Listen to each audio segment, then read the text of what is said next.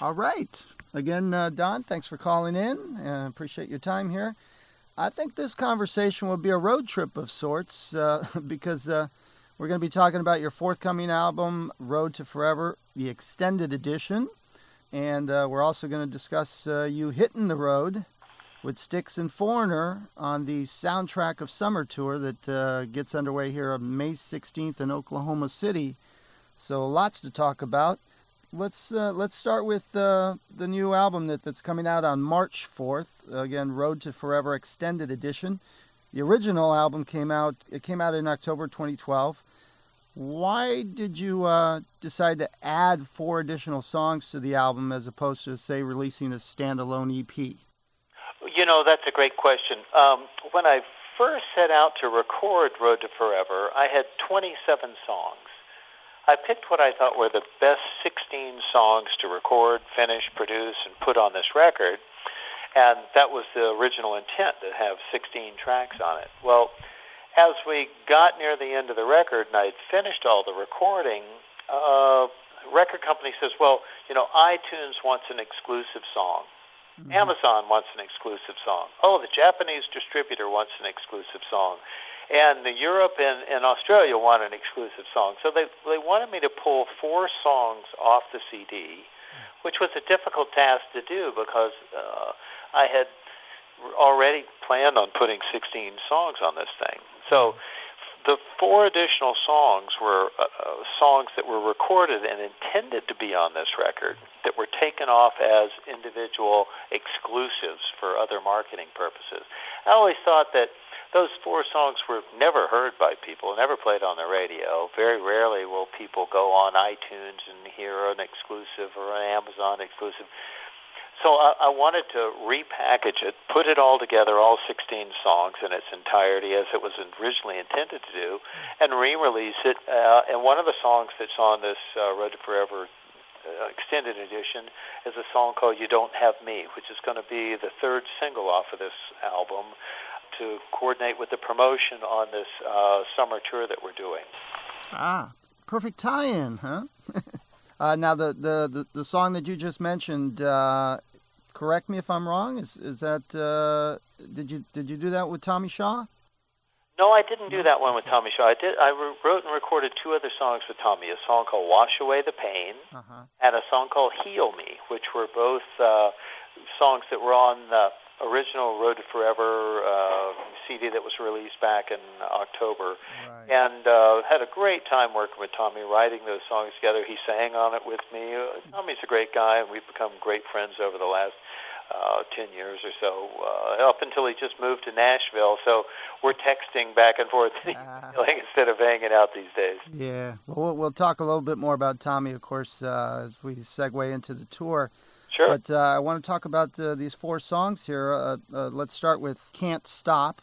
This one is a rock track. It's awash with guitars, and it has the talk box that, of course, many made famous, of course, by Peter Frampton and so forth, and the background singers. It's a big song in my mind, in my ears. Talk a little bit about this one, Can't Stop. Well, it's about people that get involved with things that they become obsessed with, whether it's women, drugs, alcohol, money, greed, corruption, whatever it is, and you just can't stop doing it. This song is Can't Stop is about, I've been loving you for so long now, I can't stop now. It's kind of disguised in the romantic relationship, but it really underneath it is about some sort of human addiction to things that are not really good for you, whether it's drugs, alcohol, love relationships that you just can't give up, or greed, like I said, pursuing the wrong avenues of success. So I wanted to write some song on there that was that talked about that and addressed that. And the talk box was, I've always had a talk box song on every record that I've done, and that just seemed particularly gritty and appropriate for that sort of addictive personality to include that texture on that particular song. So it was a lot of fun to write that song and play talkbox on it. Cool. Next stop for us on the of the songs that are on the extended edition here that I wanted to bring up is Southern Bound. That one, to me, has kind of a toes in the sand anthem, and it's got, kick back, drink in your hand kind of thing, and some great horns. What sparked this song? Well, I grew up in Florida, and most of the time during the summer, I would wind up either working on Daytona Beach, playing the clubs over there at night. During the daytime, I'd go down and hang out on the beach, and there's a very relaxed, warm, youthful feeling in my mind about the South and spending time under those circumstances.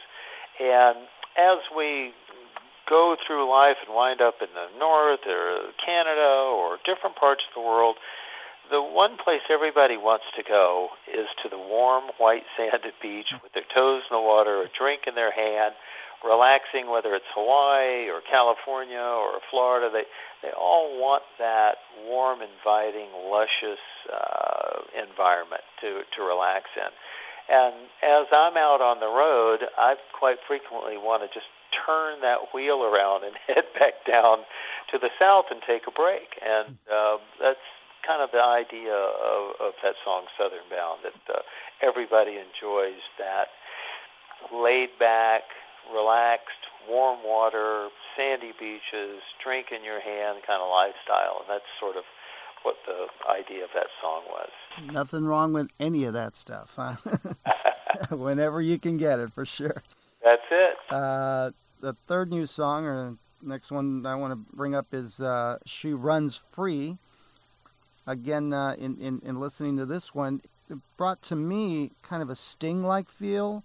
Sting, solo material stuff. Tell me about your songwriting process on this one, and then I want you to talk a little bit about your songwriting process in general. But first, She Runs Free.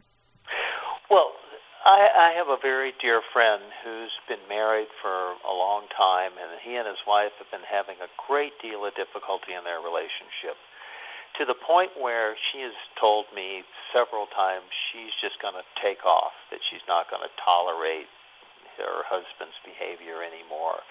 And it just set this scenario in my mind of a woman who's laying in bed next to someone that she used to love, that's lied to her, betrayed her, cheated on her, and she still loves him, but she's right at the point where she's about to break out and take off.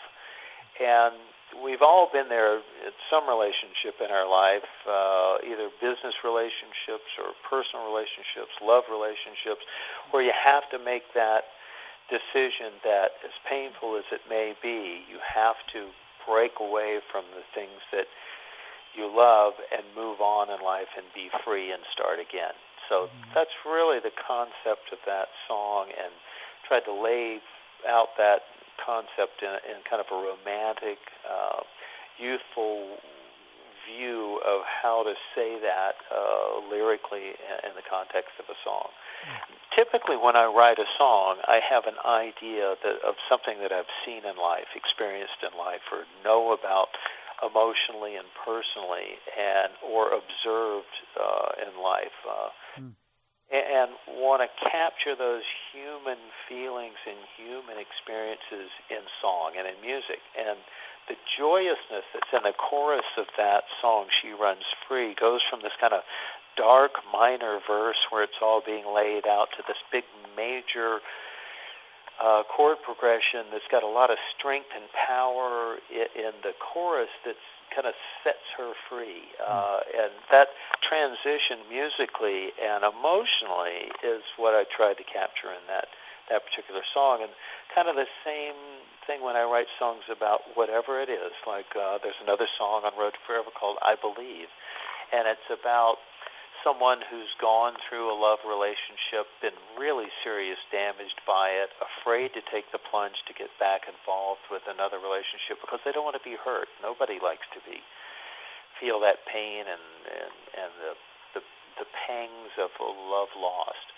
And yet you have to be able to have the faith to believe that it's possible to find love again and reach out with a warm, loving hand to invite someone with trust to take that leap of faith with you. And that happens to us all, whether it's job loss or the loss of a relative or loss of a love life or a relationship, that you have to have that belief that there can be happiness to be found in your future, and you have to muster the courage to step forward with it. And I experienced that going through the divorce and separation and divorce from my ex-wife of 29 years, and from the separation and divorce of my band, the Eagles, for 27 years, and have to find a way to believe that you can go forward and find happiness and find love and find a career by pursuing what you love the most doing. And so when I write about stuff as far as songwriting, I try to take experiences that a lot of people can relate to, that they've experienced as just in the human form, and understand it and relate to that song that way. Well, mission accomplished on that one, Don. That's definitely, the feel of that is really cool. And, when one door closes, kind of feel, to that thing. Life goes on, definitely. Yep. The final track of the four here on the new extended edition is Sensuality. Now, by the title alone, I was expecting this to be, kind of a slinky, sexy number, but it's anything but. It rocks. How many of the players I was curious, that were on Road to Forever are helping you out on these four additional songs? Well, a lot of them. The same drummer that played on all of the tracks played on all of those additional four tracks. I think Leland Sklar and a couple of other bass players wound up playing on those four extra tracks. Different keyboard players, Timothy Drury, who played keyboards not only with me in Hell Freezes Over, but it's in my solo band, playing on some of those tracks. A lot of the musicians that were part of the original recording of that CD wound up playing on those four songs as well. But Sensuality is about a woman has the ability, certain women have the ability, just in the way they walk or the way they sit or the look in their eye, to exude a great deal of sensuality. And you see it all over LA, you see it all over the world. Not all women feel comfortable with that kind of representation of their womanhood, but it's one of the main lures and alluring features of a woman to men. Another song on the record was a song called Girls in Black. It's kind of about that sensuality that women are able to exude and attract men and stimulate men at multiple levels, intellectually, sexually, sensually, just that attractiveness of the sensuality of a woman. Kind of what's trying to be captured in that song. Women rule, Don. There's no question about that. And what? I said women rule. I mean, in so many ways they hold all the cards, They absolutely do. And I think, guys are foolish to not, sense that or feel that in so many ways. Single friends of mine that I talk to are just like, man, dude, when you find the right one, it's a blessing, of course, but how much power women have over guys, even though they don't often want to admit it. No, I completely agree. Yeah. So I mentioned and you mentioned the guys that were on these songs, which of course are many on the original record. Speaking of guys that helped you out on the album, and we mentioned Tommy Shaw a little bit ago, your pal, and a perfect segue, of course, to talking about the upcoming Soundtrack of Summer tour that you're going to be on with Styx and Foreigner. It starts May 16th in Oklahoma City and runs through July 27th, at least at this point, in Santa Barbara. First off, you mentioned about you and Tommy's friendship going back about 10 years or so. When and where did you guys meet, and how did that friendship develop? Well, I've admired Styx's catalog of songs for a long time. I think they're a great, legendary rock band. I had just the amazing opportunity to sit in with them at an Alice Cooper fundraiser about 10 years ago. Alice invited me over for this thing called Christmas Pudding that he has every year in this big theater. It's about 5,000-6,000 people, and Styx were on the show, and I said, yeah, I'll come over and I'll play hotel and do 2 or 3 other songs, but I'm not going to bring a band with me. He says, well, let me find out who can, back you up. So the next thing I know, Styx has volunteered to be my backup band, which is just a dream come true. I mean, the way JY and Tommy play guitar and their vocals in that band and their drummer, just what a great band. So when I went over and played sound check with them that afternoon before the show, I was just knocked over. So Tommy and I and JY and Todd Zuckerman all became friends, and we played together not only with them, sitting in with them, but my band on the same show with Styx, and a lot of the same audience. It's the same demographic of people that come out to see a Styx show that know the Eagles catalog and know my solo career, and so it's a great combination. So when the idea and prospects came up of doing the Foreigner Styx Felder tour, I was just delighted. I thought, wow, if you think of the catalogs of those 3 bands, of all the songs that Foreigner's written and the hits they've had, and Styx and Eagles and my solo stuff, wow, what a great show. And it's like 4 hours of just hit after hit after hit. I was going to ask you about how long this sucker's going to run, because it's going to be about 4 hours long. That's right. And so when I thought about that and thought about, after knowing all the guys in the Styx family, and that includes their road crew and management and the people in the band, and then the people that I know and have met since and worked with in the studio and television stuff that we've done together with Mick Jones and Kelly Hansen and those guys in Foreigner. What a great group of people. It feels like a family. There's no ego, there's no drama, there's no arguments or, any of that stuff that I'm so used to having to deal with other band members. It just feels really easygoing, unbelievably professional, and a lot of fun. It's going to be an unbelievably rocking show. So I'm excited about it and really looking forward to it. Cool. Now, will you guys be sitting in on each other's sets? Well, Tommy usually comes and sits in with my band on Wash Away when we do it in the show, because he loves the song, loves to play it with us. We put together an acoustic medley for that Fox and Friends where we all played and sang songs. Yeah. And we had so much fun doing that. I think when we get into rehearsals in Wichita early on, we're going to figure out where we can do some of that. Either Tommy sitting in with me, or me sitting in on a Styx song, or Foreigner, or we'll figure out some way to be able to jam together and have fun doing it. So it should be a lot of fun. Very cool. Sounds like certainly the package of the summer. 2 more questions for you, Don, and I'll let you go. Quickly, take us on the bus. Take the fans on the bus and backstage on these types of, superstar sort of package tours. Obviously, this one hasn't started yet, but, you've been on the road quite a bit. How much time do you guys get to actually hang out together while you're on tour?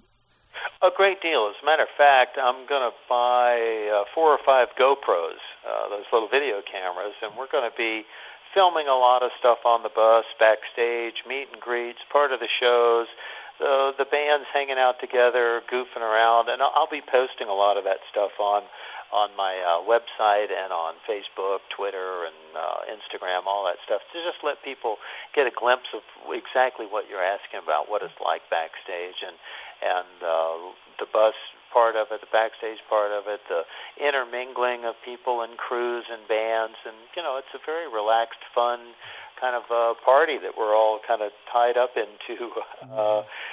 There was like a traveling circus is what it's like, really. And we have a lot of fun doing it, and this is going to be a blast. I can't wait. Cool, very cool.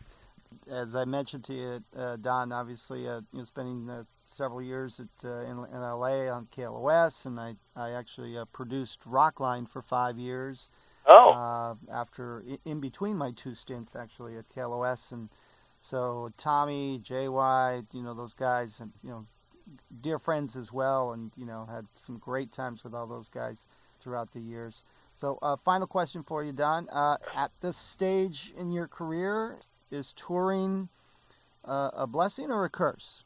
It's a blessing. I'm very fortunate to have the ability to be able to go out and play as much or as little as I want to. Now that I'm a solo artist, I can control how much time I spend on my personal life and how much time I spend on my professional life. And if I spend too much time on one side or the other side suffers, And to maintain my personal life, my family, my loved ones, my children, my friends, I have to invest enough time with those relationships to be happy. And at the same time, I have to be able to maintain my professional life as well. And this is a perfect combination of the two. I've worked very hard to try to balance the two. And my key to happiness and success is to be able to satisfy both sides of that world. And this tour is going to be exactly that. So I'm very fortunate to be able to go out and do this touring this summer and be able to be part of such a fun package, and I just can't wait to do it.